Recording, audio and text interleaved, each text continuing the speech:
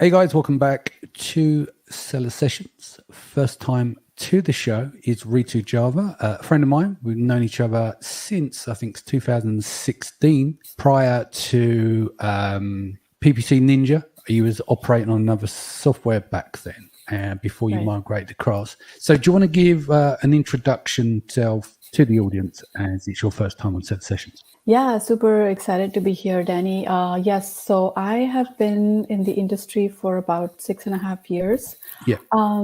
The avatar of PPC Ninja was an all-in-one tool, which we discontinued in 2019, and we pulled out the most important tool from there and launched PPC Ninja because we really understood and realized that advertising is going to be super important on Amazon, and this is the thing that everybody will need. And so we kind of prioritized our focus, and here we are. Fast forward to today, I am the CEO of PPC Ninja. We've been in existence for a bit, and we help sellers with the self-serve platform that we have at Tech. And on the other side, we also help with managing their PPC. So 6, 7, and 8-figure sellers, managing Amazon ads as well as DSP. And a lot of content. We do a lot of content. We do a lot of masterminds and just help sellers understand the PPC world a little bit better. Yeah. Something Era. What was the name of the software prior?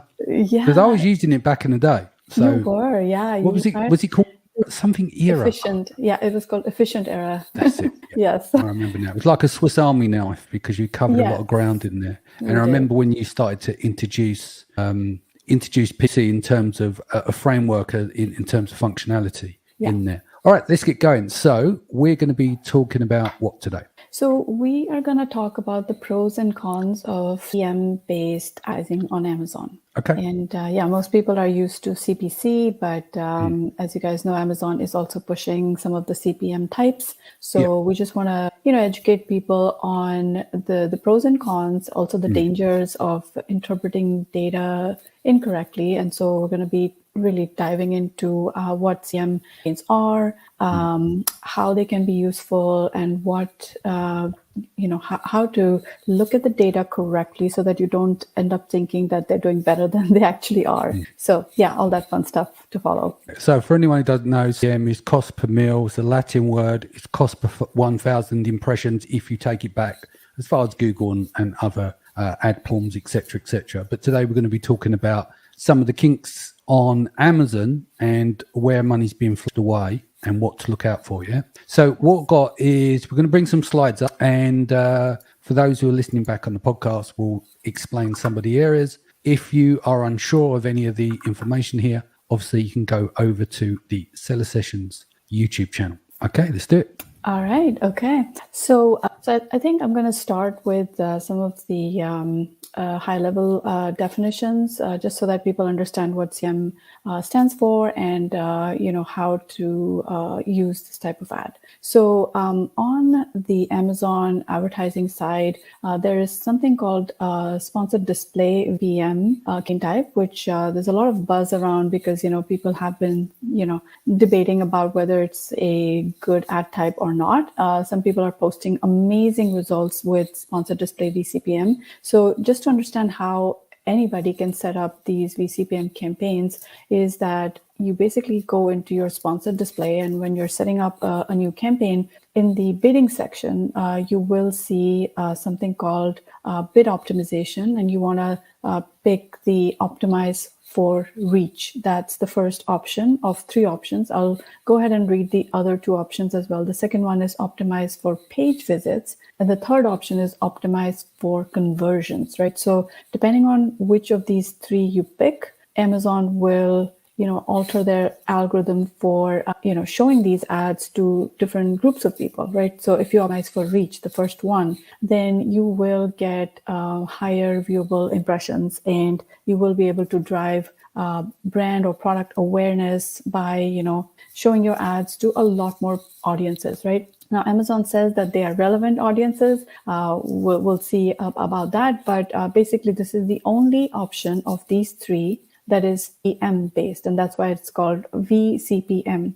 The other ad types are EC based within this selection. So if you select this vCPM, and hereafter I'm just going to refer to this as a vCPM campaign. Okay, so if you do select the vCPM, then just remember that you will be charged when someone just views your ad and maybe doesn't even interact with it or doesn't even click on it, right? That's the biggest difference from all the other ad types that we're used to on Amazon. Now, where did this vCPM come from? Well, it was originally a part of DSP, and DSP is entirely a CPM based model. There's no CPC there, right? It's completely based on, and Amazon started bringing over some of the DSP tools, just making them very usable by most people, because it was hard for people to kind of shell out $35K in 2 months for vCPM and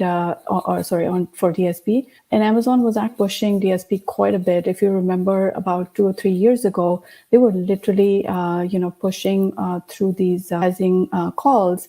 They would say, we think that DSP would be a great fit for you. The moment a seller would hit a certain threshold in terms of sales, they would start getting pitched, right, for DSP. And then people realized that, gosh, this is not for everybody. We need something that is more within reach. So they kind of extracted that side of DSP, and they brought it over to sponsored display in this form. So that's the origins of the vCPM gain type. Now let's see what a viewable impression means on this ad type. So a viewable impression is when you see just half of an ad for just 1 second. That's counted as an impression. So for those of you who are on YouTube and you can see my screen, there's like this carousel of a lot of sponsored product ads showing up on a product detail page. And below that, there is half of an ad showing of something which seems to be related, because it says automatic salt and pepper grinder. Now, I haven't even seen the product. I've just seen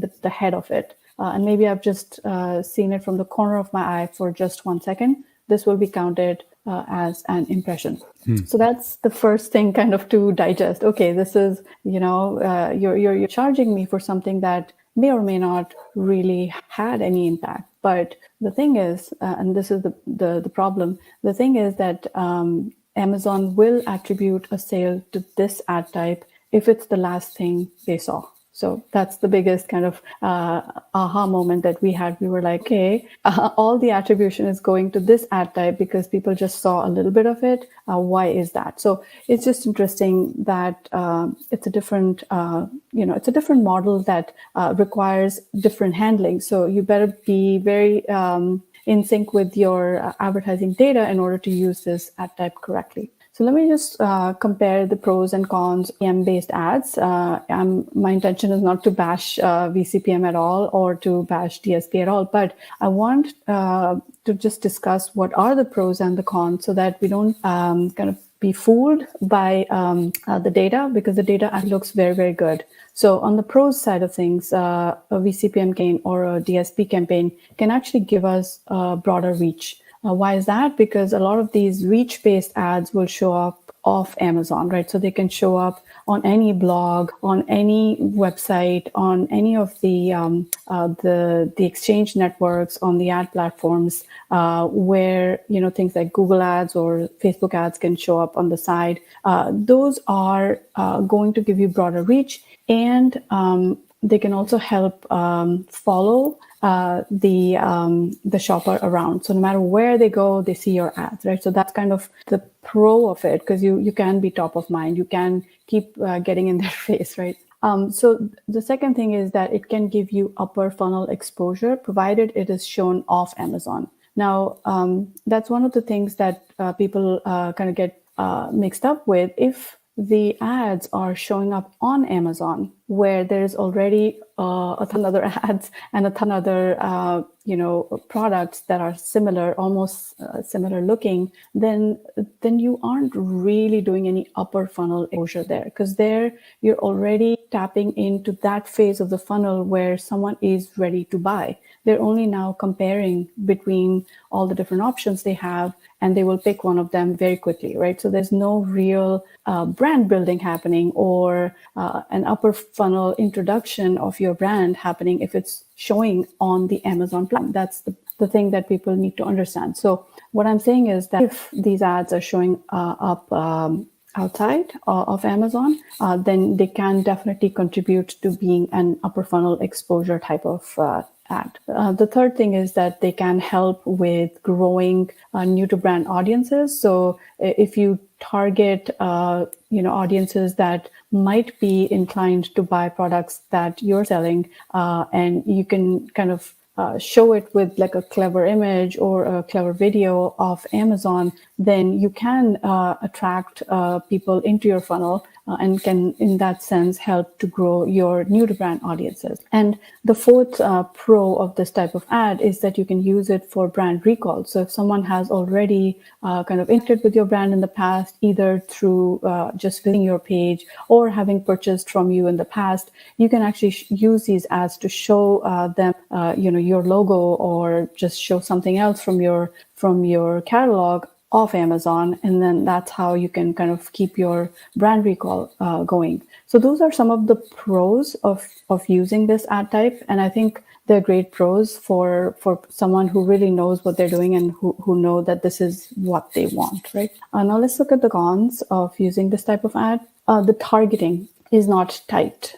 So what I mean by that is, if you just think in terms of billboards, right? The targeting on a billboard can be very broad. Some people might look at it and, register it and maybe remember it and maybe search for it later on, right? So it's not like very tight. It can be something that you're inputting into their brains slowly over time. They see the same billboard over and over and over again on their way to work or whatever. And then it might click and they say, oh, I know that brand. So that's how, billboards work. CPM ads that are showing off Amazon will also have a similar effect where, you're basically showing the same kind of ad over and over again till they get it. So there's, there's settings on the DSP side, at least, of how many someone should see an ad. So there's a frequency setting that you can control, and it kind of increase the heat. What would you say is ideal? Because obviously too much is like overkill. But is there an optimal amount in your opinion that you would do? Is it 2 to 3 or is it up to 5? Where would you suggest? Where's the sweet spot? Yeah, so generally, in the range of 5 per day is generally considered okay and normal. I mean, that's the setting that Amazon recommends. And, in our testing also, we've seen that about 3 to 5 is generally okay. Anything more than that, comes across as pushy. And then beyond that, you really don't get the results because people have seen it so many times. But there are, more data-oriented ways of going about it. There are softwares out there that can actually tell you at what point, in your frequency, kind of experiments, you get the best results. Like anything beyond a certain frequency would be kind of useless because it doesn't make as much difference. So I think every category is different, every product is different. So it definitely requires more in-depth study to arrive at the right number. But yeah, generally speaking, rule of thumb, 5 a day is quite okay. Cool. And then the second con of this type of ad is that you're paying for viewable impressions and not actual clicks, right? So, if you don't know that they I saw your ad, then you don't know if they interacted with it really, right? If there's a bunch of things on a page, you may or may not notice them, right? You might just be focused on something that you're reading, and there are all these ads off to the side. So you don't really know that your ads are making any impact. You only know later and over, a greater period of time where you have aggregate data to start to connect the dots and start to draw correlations between ad exposure and, results in terms of data, right? Like how many times do people see an ad before they make a purchase? That's something that you don't know when you're starting. You only know this in retrospective after you've collected large volumes of data. So that's another con, that you need lots and lots of data before you can make the right decision. The algorithm needs a lot of data, and you need a lot of data before you can say with certainty that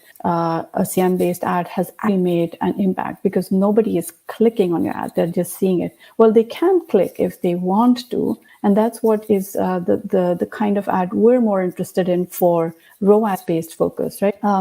Because the cause and effect tends to be kind of delayed in time, it is pretty hard to measure that. And so actually Amazon has something called a brand lift study, which is this new study that's available for people who are willing to spend upwards of $50K a month. And what they do in that study is that they will basically use a control group of people who were exposed to the ad, and they will do a survey on your behalf, which is supposed to be a neutral survey, and that kind of tells you whether they really registered those ads that were pushed at them or not, and whether they took any action from those ads or not, right? So those are brand lift studies that are kind of reserved for, you know, the big boys in a sense, because it does require a lot of upfront investment to really see if those ads are making any difference to your bottom line or your top line at all. Yeah. And the last thing in the cons, which is the kind of topic of today's discussion, is cannibalization.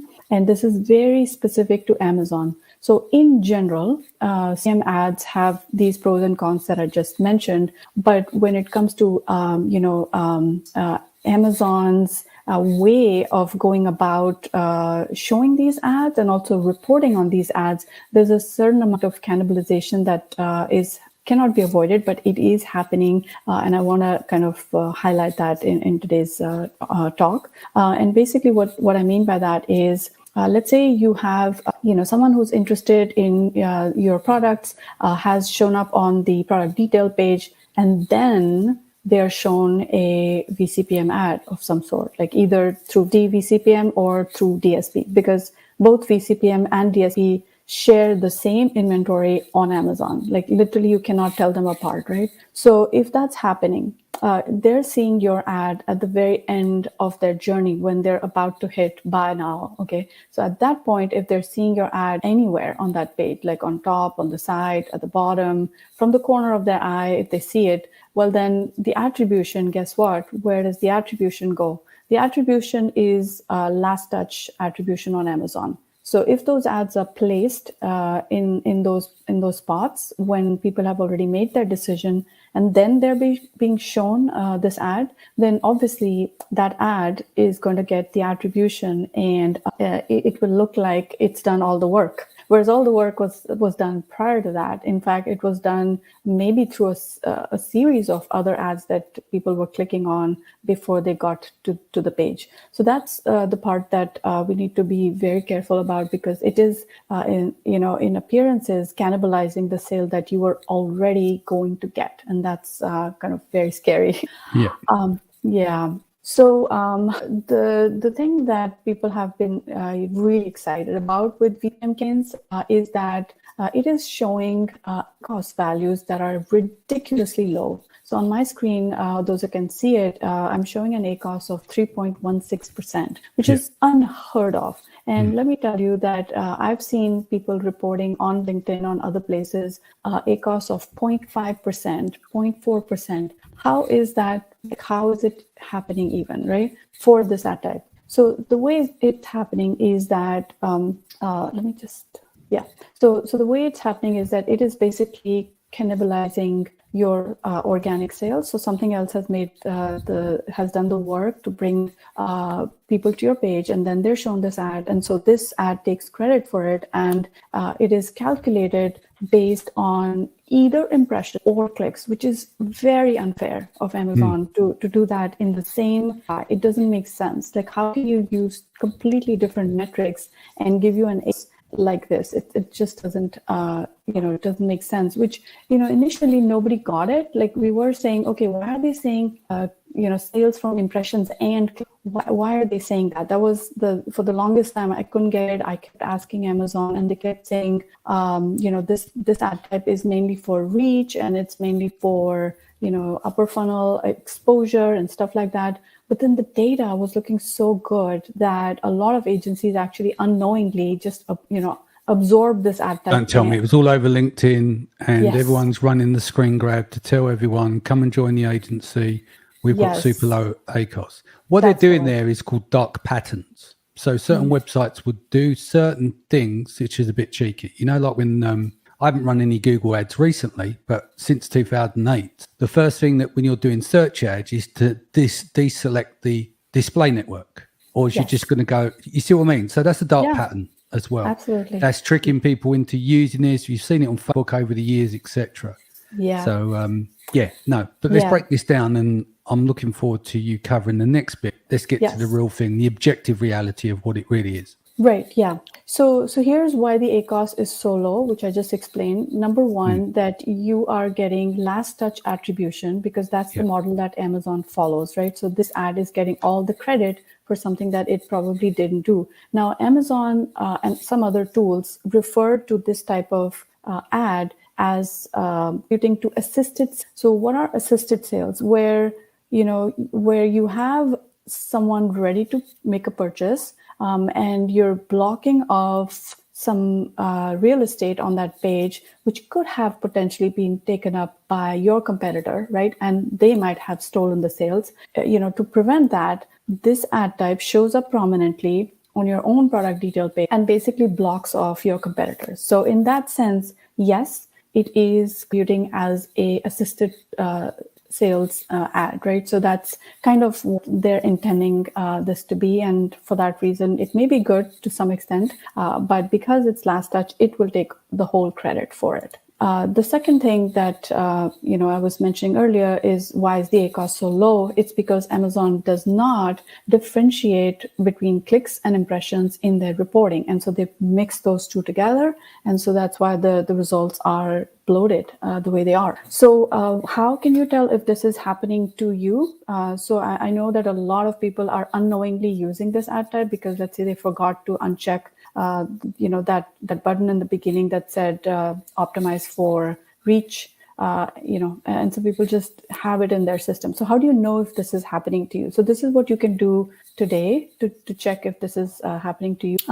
You can actually look for a new metric that they're now starting to report. I'm not sure if this happened in response to people's questions about more clarity, or they just did it on their own. I'm not sure. But there is a new metric that is click-based orders, right? So it's not just orders based on views, but it is orders based on actual clicks. So someone was really interested in your ad, they clicked on it, and they landed on your product detail page. So this, where can you find this? Well, first of all, you want to go to your reports section on Amazon Seller Central, go to sponsor display, and put the campaign report, the very basic report. Just download that. Now, once you've downloaded this campaign report, then you need to filter on the viewable impressions column. So this is a column that gives you the number of viewable impressions. Most other ad types only report impressions, whereas this ad type will report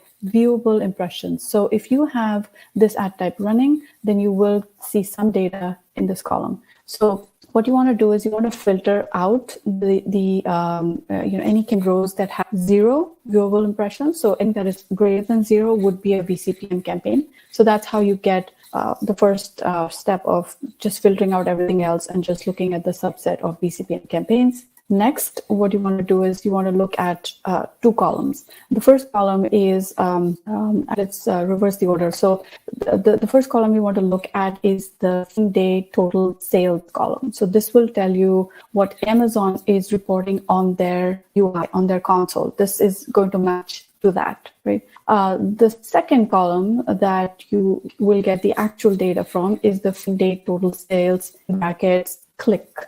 That's how they kind of name that column. So one is the one without clicks and one is the one with clicks. So that's the one that you want to focus on.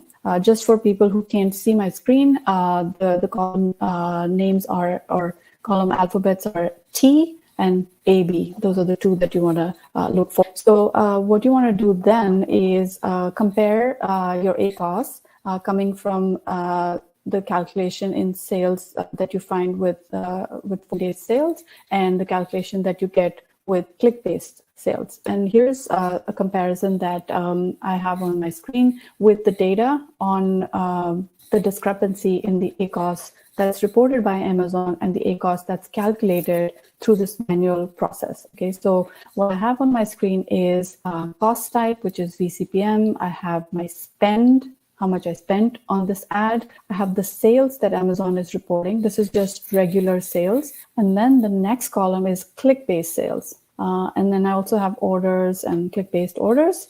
But then I have this ACoS column, which is using the regular sales in the formula. And the other one is click-based ACoS, which is using click-based sales in the formula. So as you can see here, for those who can see, ACoS reported was 9.6% and click-based ACoS was 337.31%. That's how different this is. Yeah, it's like day and night. Like, okay, what was I fooling myself about? Yeah.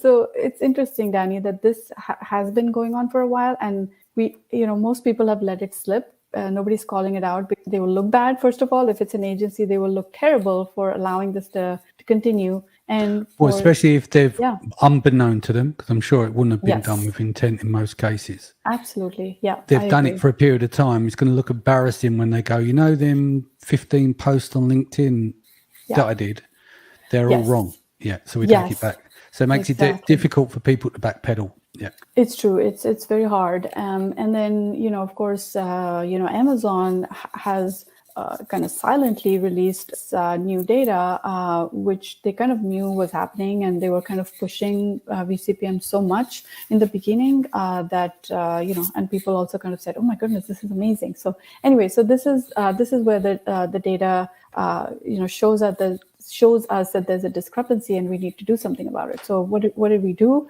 for our clients? We paused all vCPM campaigns. That's right. We paused them. And the results of that was, I'll give you one example where this happened instantly. So this client had an 8.5% TACoS. And the moment we stopped vCPM, their TACoS went down to 4.9%, which is insane. Like it's almost like a 3% percentage points drop in TACoS. And people know that TACoS is a real measure of how much they're spending on their ads in with respect to total sales. So this means that vCPM was just adding to their spend. It was eating from their profits without doing anything. It was already happening, and they just had this thing that was kind of a leaky bucket taking their profits away. So this is the kind of results we've seen by just pausing it. Now, does it mean that all of those ads were bad and wrong? No, I'm sure that they did help to some extent. But I guess in this day and age, when sellers are literally in a cooker situation with Amazon kind of pressing them from all sides, every bit of savings that you can make on Amazon is worth it. So I wouldn't for a second doubt that that doing this would actually help you more than it would hurt you, especially if you are focused on ROAS, if you have very tight margins and budget restrictions and things of that nature. Definitely save yourself, protect yourself.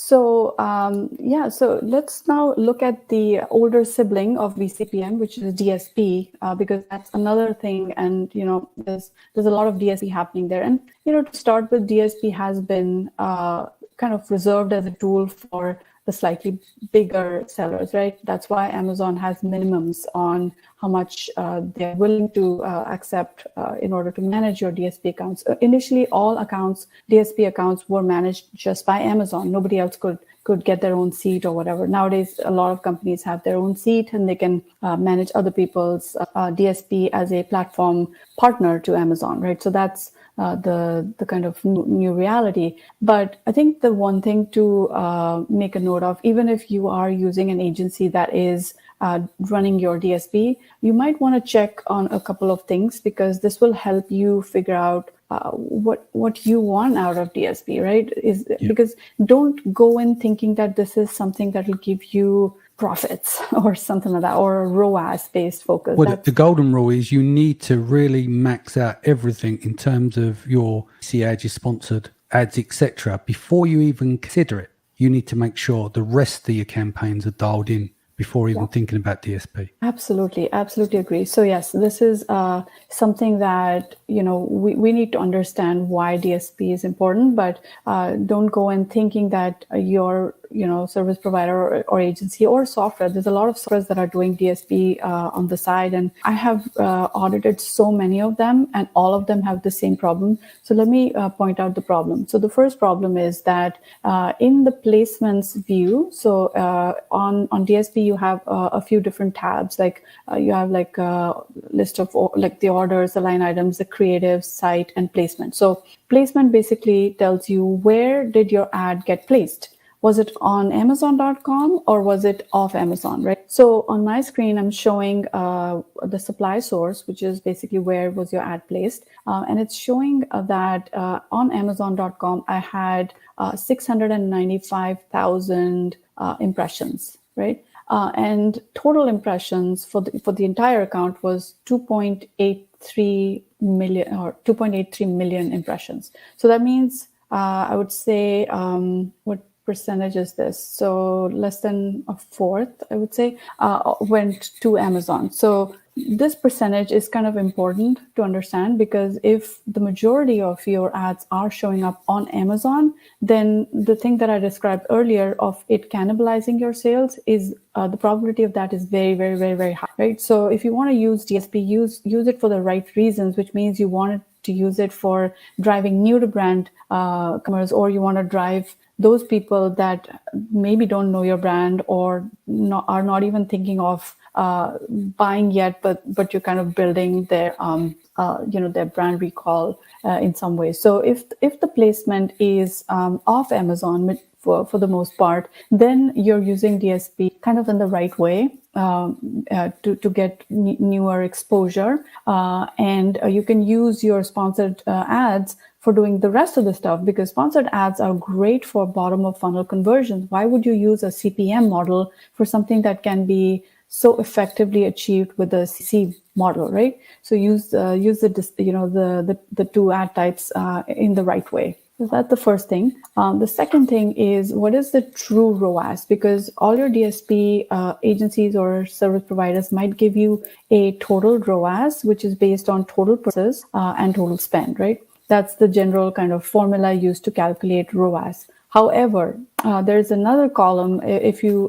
know the settings, and if you can ask them, there is something called total purchases from clicks, or total purchases clicks. On my screen, there's a comparison of total purchases, which is showing as 2,127, and total purchases clicks is just 20. So a dismal number of people are clicked on the ad and went ahead to explore it. Now, we don't know how many of those clicks resulted in a sale, maybe one, maybe two, because the average conversion rate on Amazon is something like 10%, right? So maybe you got 2 sales out of this. And you paid but you paid to think that you sold 2,000 items, which is incorrect and misleading, and you're fooling yourself. So if you can get this data, then you have a better idea of what's happening, and you don't get fooled into thinking that your ROAS is amazing. So basically that's kind of the summary of what I wanted to share. So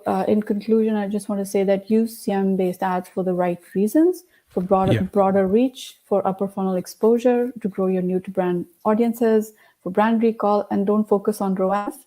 You can do the brand lift study if you really want to see how those ads are impacting brand lift, but you need to spend $50K at least in order to access or unlock that lift study that Amazon provides. Yeah, sounds good. And thank you again for joining us. What is the best way that people can reach you? Yeah, so, if they have a big question, just my email, Ritu, PPCninja.com. That's the best way to reach me. If they just want to, interact with my content, then I'm active on LinkedIn. So they can just look for my full handle, my full name, RITUJAVA. And I'm usually pretty active there. Try to be. Guys, thank you for joining us. Ritu, thank you for joining us, and look forward to getting you back on the show later in the year to do some other topics as well. Sharon will be back later in the week. Take care of yourself and your family.